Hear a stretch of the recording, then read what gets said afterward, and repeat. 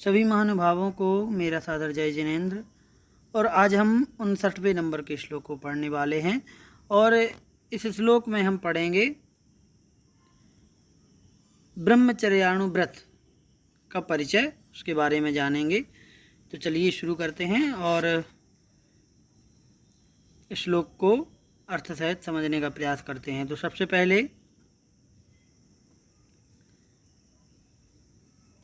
शुद्ध उच्चारण कर लेते हैं।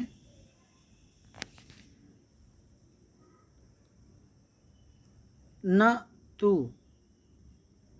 परदारान गच्छति न परान गमयति च पापभीतेर्यत्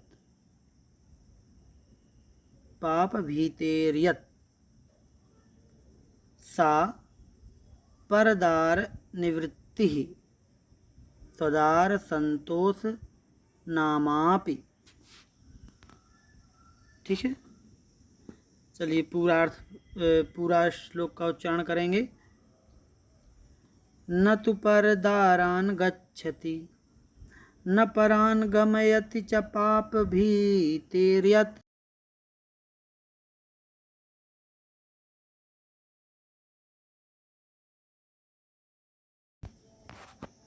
ठीक है,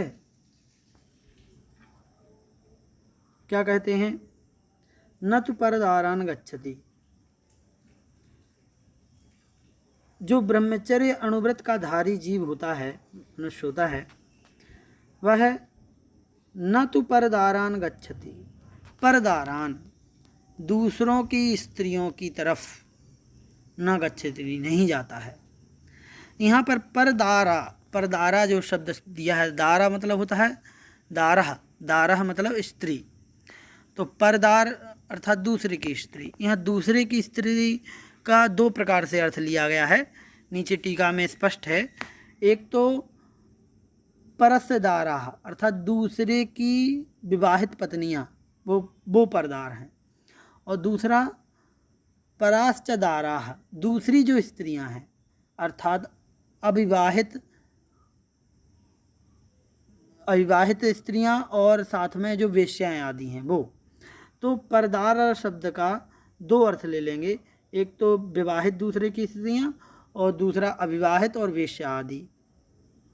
तो जो व्यक्ति पर स्त्रियों की तरफ नहीं जाता है, न परान गमयति च, और दूसरों को जाने भी नहीं देता, न परान मतलब दूसरों को न गमयति जाने नहीं देता है, पाप भीतेर्यत्, यत मतलब जो व्यक्ति, पाप भीते ये शब्द महत्वपूर्ण है, पाप के भय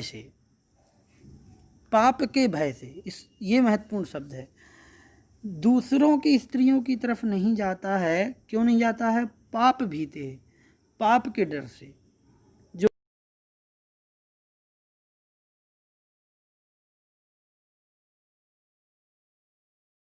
है तभी वह ब्रह्मचर्यानुव्रती कहलाएगा। इसका क्या अर्थ निकला? इसका यही अर्थ निकल रहा है कि यदि किसी अन्य भय से, दंड के भय से, या फिर ऐसा कहीं पता चला समाज में तो हमारी इज्जत खराब हो जाएगी, या फिर दंड मिलेगा, या बहुत सारी चीज़ें, अन्य कोई किसी कारण से यदि वह इन चीज़ों से बचता है तो फिर वह ब्रह्मचर्यानुव्रती नहीं है। लेकिन यदि वह पाप से डरता है, नहीं ये चीज़ पाप है इसलिए मैं इससे दूर हूँ, तो वह ब्रह्मचर्यानुव्रती है। तो ये भी बहुत समझने की बात है। यहाँ पर पाप भीते जो शब्द दिया है महत्वपूर्ण है।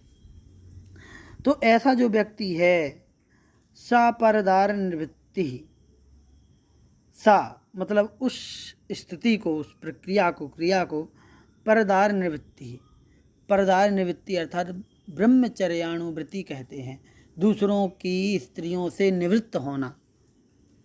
और इसी को सदार संतोष नामापि, स्वदार संतोष नाम से भी जाना जाता है। स्वदार संतोष व्रत भी कहते हैं, जो गृहस्थों के लिए कहा गया है, अर्थात अपनी स्त्री में संतुष्ट रहना। ठीक है, ये है इसका मुख्य अर्थ। ठीक है, अब चलते हैं यहाँ पर वही लिखा है जो हमने बताया है आपको, है ना, कि राजकीय, देखो यहाँ लिखा है स्पष्ट कि राजकीय और सामाजिक भय से यदि वह न स्वयं संगम करना और न परिस्थिति लंपट होना, अन्य पुरुषों को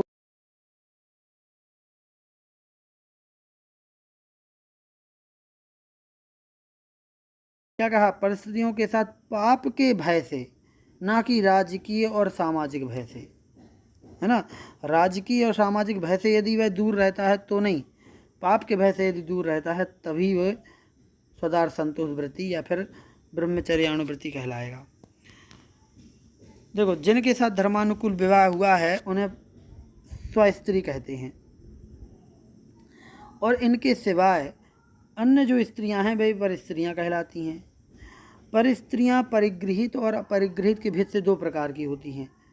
परिगृहित अर्थात जो दूसरों के द्वारा विवाहित हैं वो परिगृहित हैं, जो अविवाहित हैं अथवा वेश्या आदि हैं, उन्मुक्त स्वच्छंद हैं, वे अपरिगृहित हैं। दोनों ही अपरिगृहित कहलाएंगी, वेश्या भी और अविवाहित भी। ब्रह्मचर्यानुव्रत का धारी पुरुष स्वस्त्रियों को छोड़ करके अन्य दोनों प्रकार की परिस्त्रियों से दूर रहता है।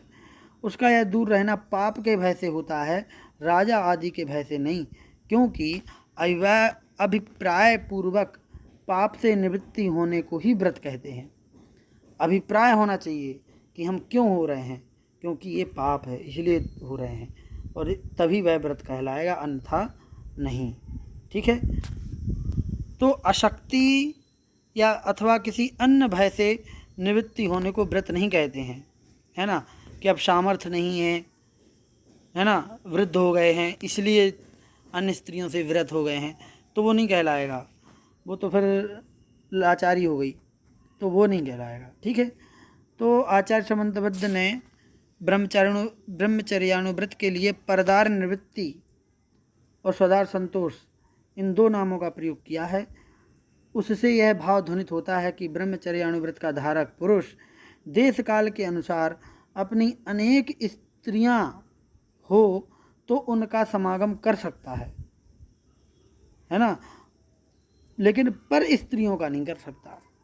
यदि उसकी पहले कई शादियां हो जाती थी, राजाओं की तो कई रानियां होती हैं, तो यदि वो विवाहित है तो एक से अधिक कितनी भी रानियां हों उसके साथ समागम कर सकता है, लेकिन पर स्त्री के साथ बिल्कुल नहीं। वह अपनी स्त्रियों में संतुष्ट रहता है, अन्य स्त्रियों से उसकी विकार दृष्टि नहीं होती है। ठीक है, ये यहाँ पर स्पष्ट रूप से कहा गया है। अब अगले श्लोक में अतिचारों को कहते हैं। तो अतिचार कहने के लिए ये श्लोक है, पढ़ते हैं पहले। अन्य विवाहकरणा नंग क्रीड़ा विटत्व विपुलतृषः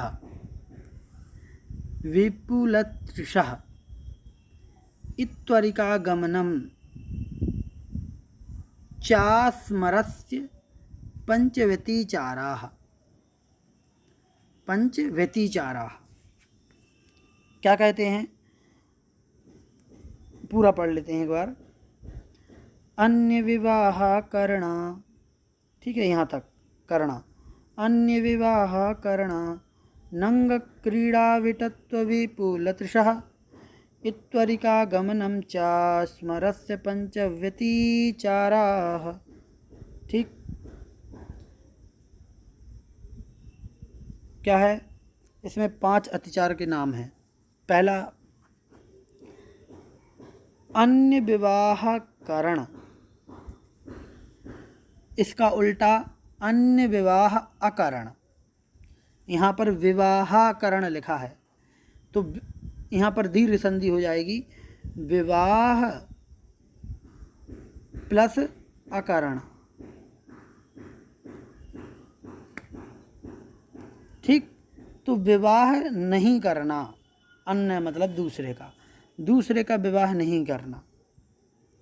ठीक, फिर याणा से आ निकलेगा तो बन जाएगा अनंग क्रीड़ा। ठीक, तो काम सेवन के अंगों को छोड़ करके अन्य अंगों के साथ काम सेवन आदि करना वो अनंग क्रीड़ा है। विटत्व, विटत्व का अर्थात है कि शरीर से कुचेष्टाएँ करना, भद्दे इशारे करना, इसके अलावा मुँह से गंदे वचन बोलना, अश्लील वचन बोलना, ये सब विटत्व है। ठीक है, तो कुल मिला के जो अश्लील गालियाँ देना है या फिर बुरे वचन बोलना है, ये सब कुशील में आ जाएगा। तो ये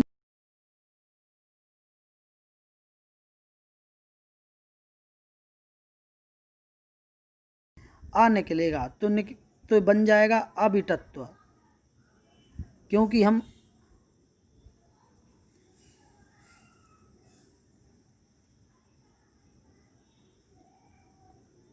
यदि हम ये समझ लीजिए कि यदि यह विटत्व है तो वो अतिचार कहलाएगा, यदि विटत्व नहीं है तो वो अतिचार नहीं कहलाएगा, है ना। फिर विपुलतृषः, विपुलतृषः का मतलब है कि बहुत अधिक काम सेवन आदि की इच्छा होना, अभिलाषा होना।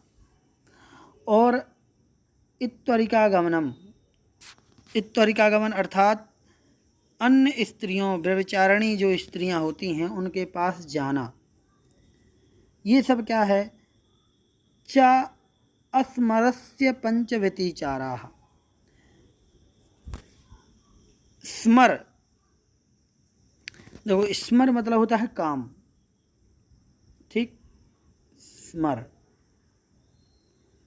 स्मर मतलब काम, और इसके पीछे सॉरी आगे हमने जोड़ दिया आ, तो इसका उल्टा हो गया, अर्थात ब्रह्मचर्य। तो यहाँ पर लिखा है चा और अस्मर निकलेगा, और अस्मर में लगेगी षष्ठी विभक्ति, तो अस्मरस्य, जैसे रामस्य होता है, षष्ठी विभक्ति एक वचन। तो अस्मरस्य अर्थात ब्रह्मचर्य व्रत के पंच व्यतिचारा, 5 अतिचार कहे गए हैं। तो देख लेते हैं नीचे, अपन चलते हैं सीधे।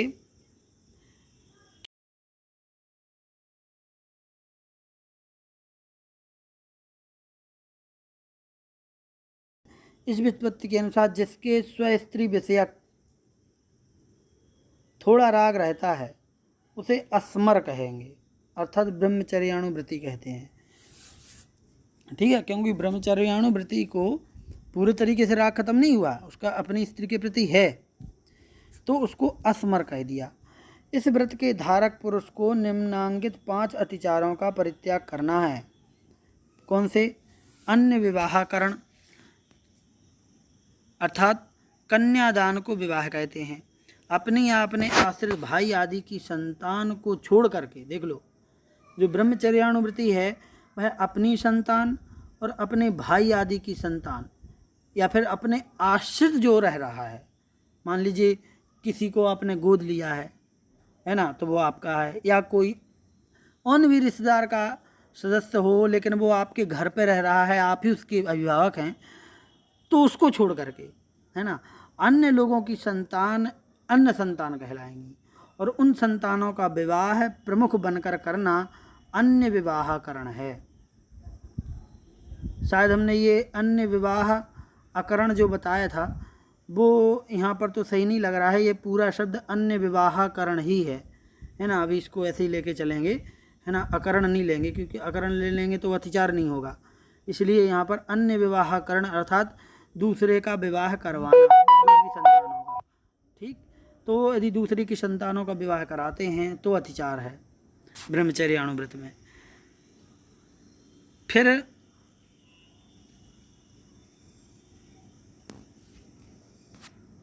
अनंग क्रीड़ा,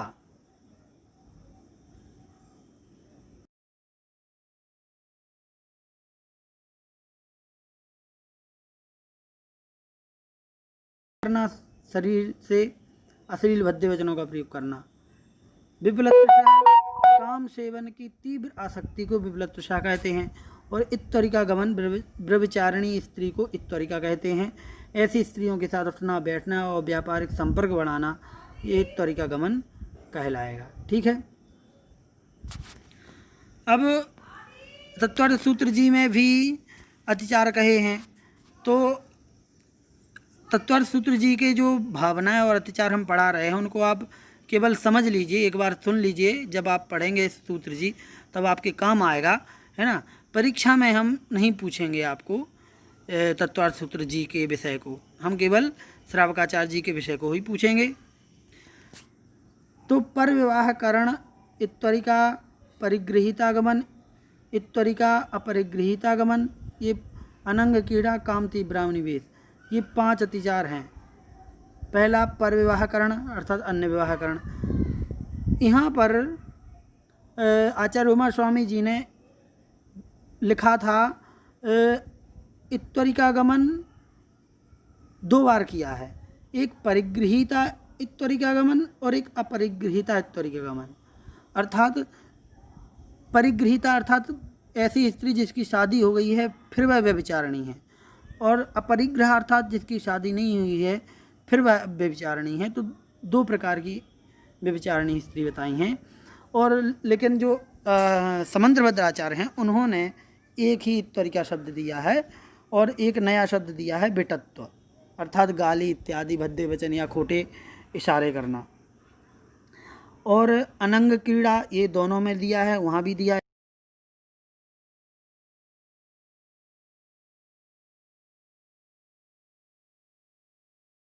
इस प्रकार से 5 अतिचार उमा स्वामी जी महाराज ने भी कहे हैं। इसके अलावा 5 भावनाएं जो कही हैं उनको देख लेते हैं। स्त्री राग कथा श्रवण, तन मनोहरांग निरीक्षण, पूर्वव्रतानुस्मरण, वृश्रेष्ठ रसस्वशरी संस्कार त्यागाह 5, ये 5 अतिचार हैं। कौन कौन से? स्त्रियों में राग बढ़ाने वाली कथाओं का सुनने का त्याग करना, त्यागाह, त्याग करेंगे तो भावना है, त्याग नहीं करेंगे तो दोषी है।